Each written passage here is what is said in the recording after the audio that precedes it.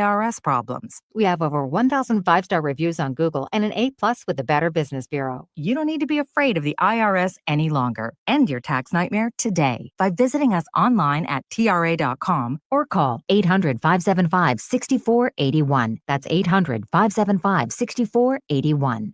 Tax Relief Advocates. Real solutions for real people. This is the Verizon Extra Innings Show. Verizon, the most reliable 5G in St. Louis. Shows bunt and gets the bunt down on the third base line. The throw in time for the out as Schmidt makes the play, and this ballgame has come to an end. And the Giants salvage a game in this 3-game series, and the Cardinals have been eliminated officially from any postseason possibility. That's a bummer of a night for the Cardinals. They end up losing to the San Francisco Giants. Final score this evening, 4-3. They took 2 of 3, but this was a very winnable game tonight. And if they would have won it, they would have gone into the final weekend of the year still in playoff contention. I'm not trying to contend that they would have found their way into the postseason. That was a very small chance of that happening, but it would be nice to go into that final weekend still technically mathematically alive, but it wasn't meant to be. One night after they eliminate the Giants do the same to the Cardinals, eliminating them by a 4-3 score. Welcome in. It is the Extra Innings Show. The Extra Innings Show, as always, is brought to you by our friends at Gray Bar. Gray Bar is your distributor for electrical and datacom needs. If you want to talk to us, you got multiple ways to get connected with the program. We're here for you. I know it's 12:15 in the morning. We'll talk Cardinals baseball as long as you want to. You can call or text 314-436-7900, 314-436-7900. That's how you call or text. Tweet at me, at Matt Pauley on air, MattPauley on air. Or you can leave a comment in the video chat for those of you who are watching on Facebook, Twitter, and YouTube. If you listen every night, you know what I'm about to say. I do this anytime we start a show after midnight because I love the fact that we're on 11:20 a.m. and 11:20 is such a blowtorch of a signal. And at night, after the atmosphere changes, you can get 11:20 a.m. basically across the entire country. So it's just fun for me knowing that on one single signal, who knows who's listening, where they're listening. And as somebody who, after growing up in St. Louis, lived in a whole bunch of other places, there was always something special about being able to go to 11:20 a.m. in the middle of the night when I might be driving around and being able to listen to my hometown station, KMOX. So that being said, and this is the last time we're going to get to do this year, last West Coast game. So for the final time, I will say to you, if you are listening from outside of the St. Louis area, especially if you are listening on 11:20 a.m., drop a text, 314-436-7900, 314-436-7900. One more time, 314-436-7900. If you want to comment on the game, feel free. But if you just want to tell me that you are listening from wherever, do that. I think in the last couple of days, we've gotten Florida, Colorado, North Dakota, Iowa. I'm trying to think where else. So, yeah. If you're out of the area, 314. If you're in the area, you can tell me too. I got somebody from I think Sajay the other day or something. Maybe it was Soulard. I don't know. But yeah, 314-436-7900. Text on in. Tell me where you're listening from, and we'll mention a few of those as we go through the night. We've already got our first phone call of the evening. John has given us a call. Hey, John, you are on the Extra Innings Show. Hey, Matt. I just want to talk about Jordan Walker. He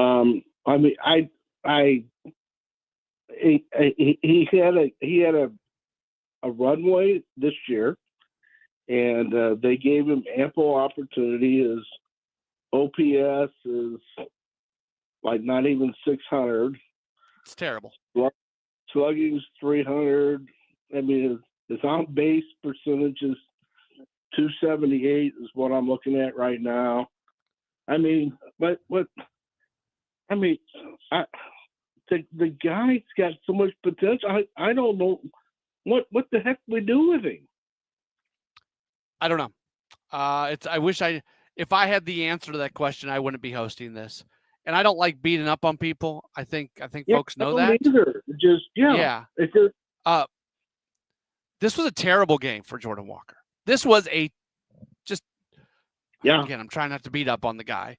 The miscatch. It was. Yeah. The miscatch in right field, you can't do that. At the double play late, you can't do. There was a bunch of things. There was at one point in one of his at bats, there was a middle fastball that came in at 93 miles per hour, and he just watched it, and he swings at stuff low and away. Oh, right. It was just what are you thinking? It just you got to be ready for that. And I don't think he is, Matt. I don't. It's sad. I don't know what to do with him. John, I appreciate the call, and I think your frustration. I have the same frustration. Watching him tonight, I looked at a guy and I felt like I don't know if this guy's a major leaguer right now.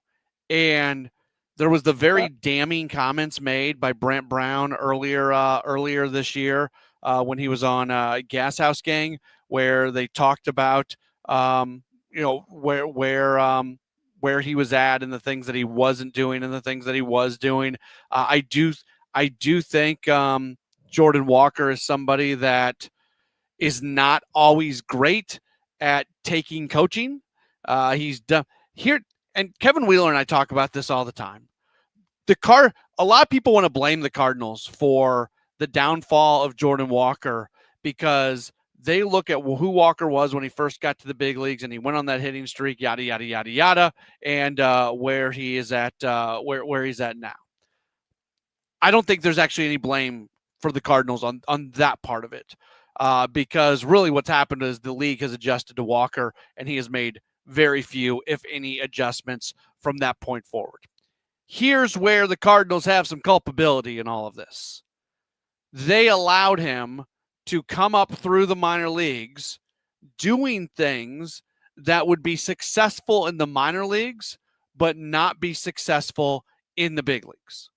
And he had success. That's we talk about the 4A player, right? The guy who just can't put it together in the big leagues, but puts up great numbers everywhere else. Where you know what? People are smart enough to look at these things and see what's going on and say, hey, that's great in AA. That's great in single A. That might be great in AAA, but that ain't going to fly in the big leagues.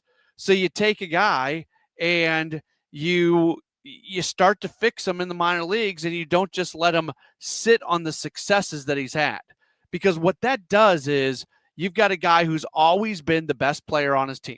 He was the best player on his high school teams. He's the best player on these minor league teams as he comes up. He never hits any adversity. So now he gets to the big leagues, and he's had years of doing something a certain way, and it's always worked. And now it's not working, but it's always worked before. So why are you going to go make these changes? And I think that plays into this a little bit with Walker. And I wouldn't guarantee him.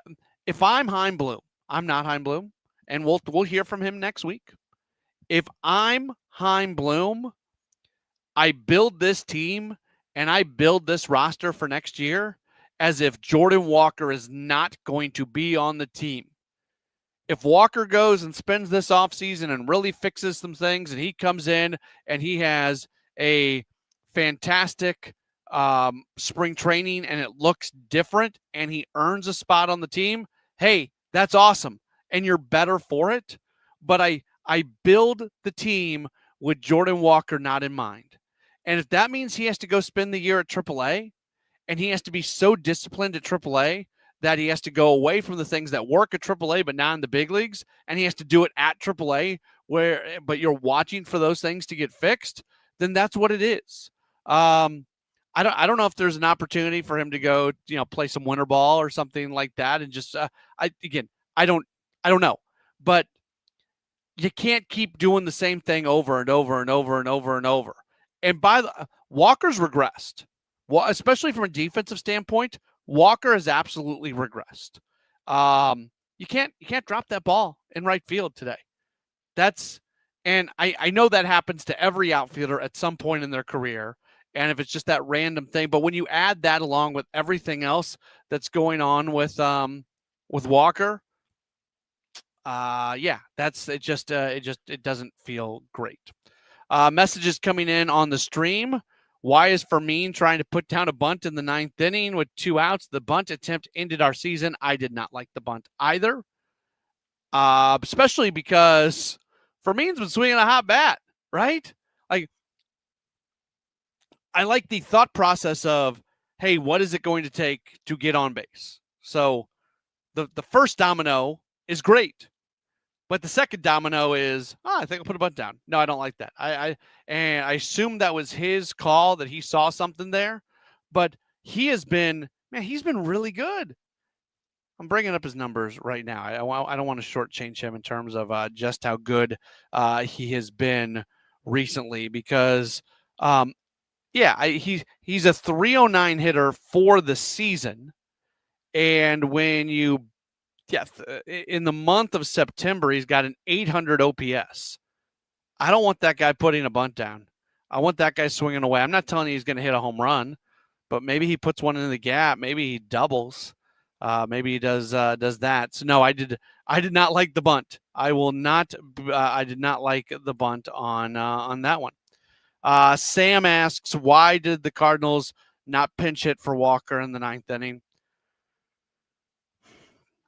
Because you get so tantalized, I think, by what he can do. When he makes contact with the ball, he hits the living you-know-what out of it. And so that's my answer. If they would have pinch hit for Walker, I wouldn't have, batted an eye on it. Do you use Fermin in that spot early? Do you use Church? I don't think Church gives you a better spot. I know people talk about Pozo because he's had his run with good pinch hitting, but his bat really has not played for a while. Sam, I understand the question. This is sometimes I do the thing where I'm like, I'm fine with this one. I'm fine with that one. That's kind of where I'm at. If they would have pinch hit for him, okay. They don't pinch hit for him. I get it too. Because in that situation, you need a run.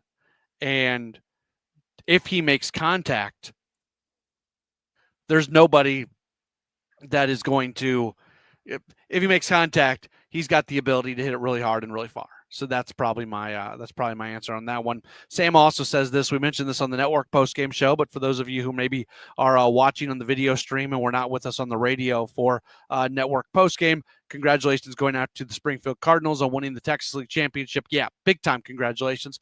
I'll repeat myself again, mainly for people who are on the video stream. I think there's something cool about the Cardinals having a minor league championship this year, because this was the first year that Rob Cerfolio and company were officially overseeing player development. And now they've got that first championship. So hopefully this next era of Cardinals baseball is awesome. And Chaim Bloom and Rob Cerfolio and Larry Day and Matt Pierpont, everybody who they've brought in. Hopefully these guys are part of the organization for a really long time.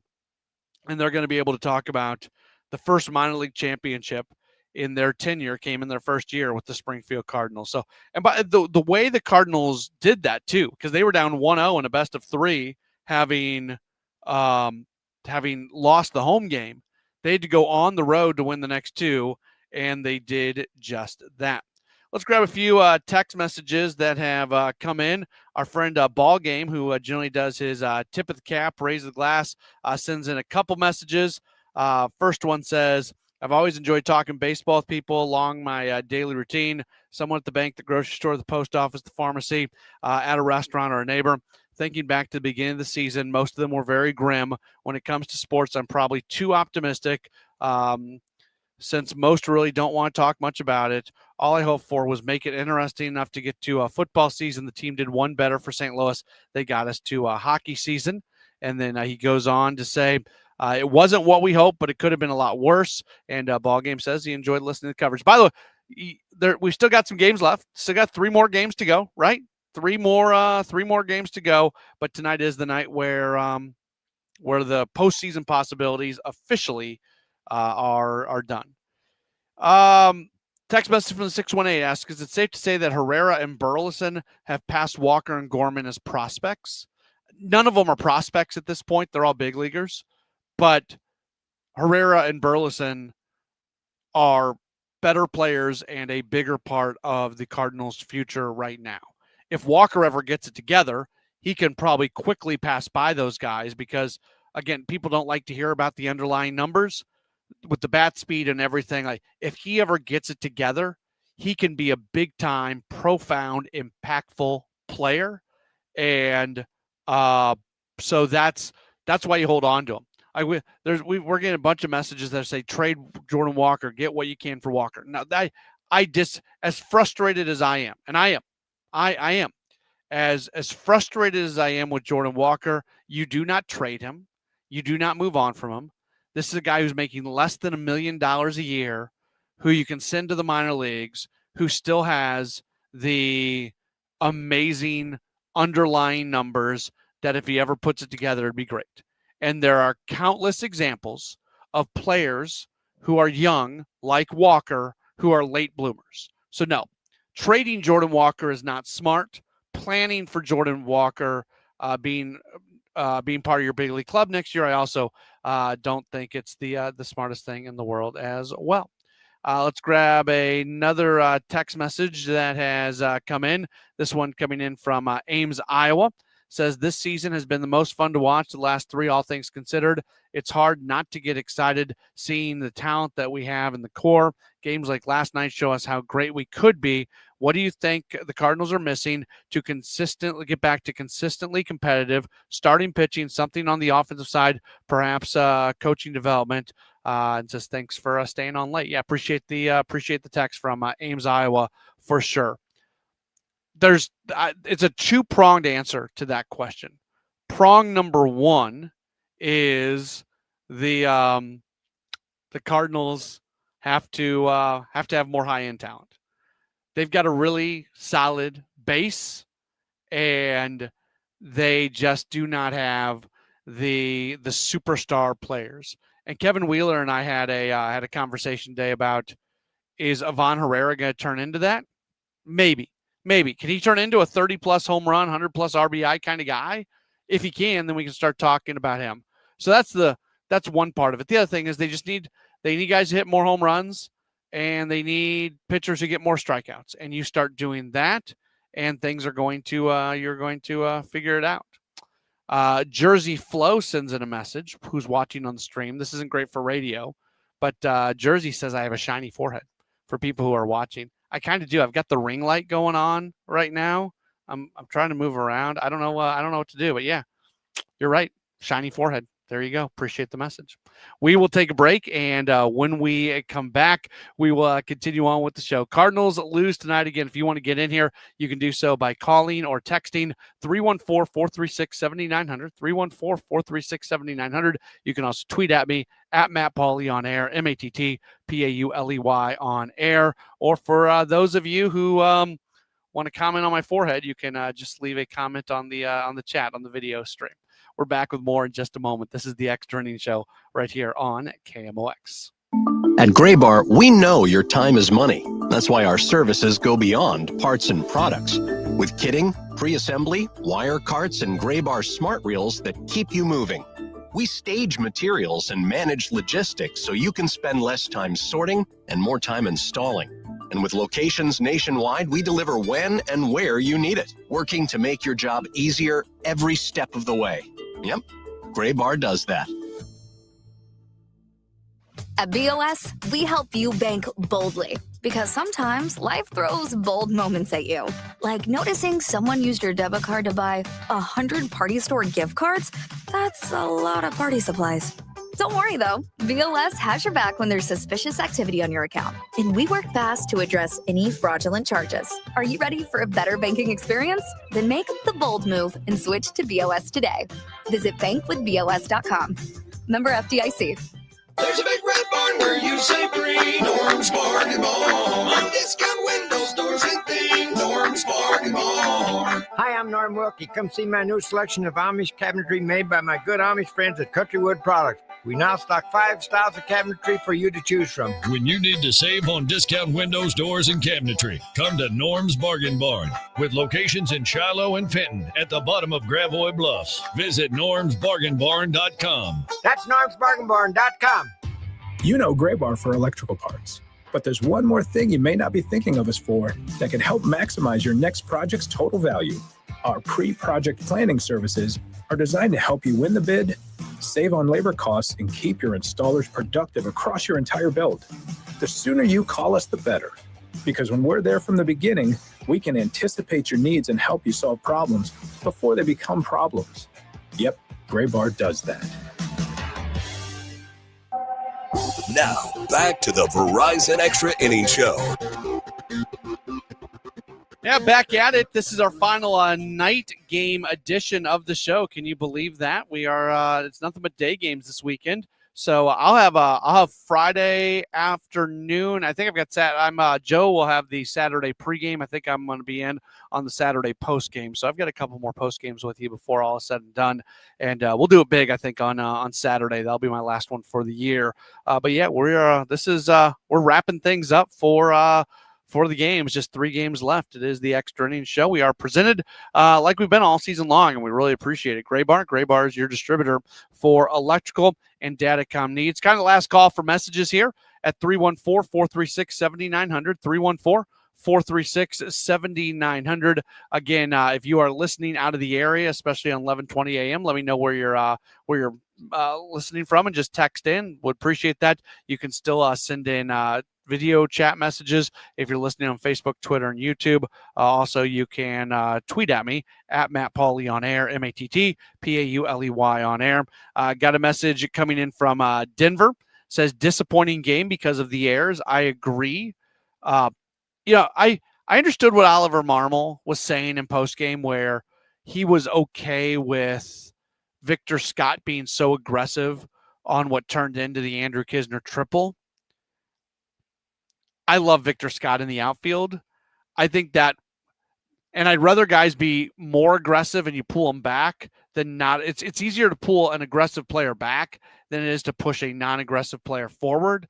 And Scott's been so good in center field this year. This isn't like a wide-ranging complaint, but just specifically to that play, I would disagree with Oliver Marmol. I think it was a bad decision to dive. I don't think he ever had a chance to get that ball. And you can't let that ball get behind you in that situation.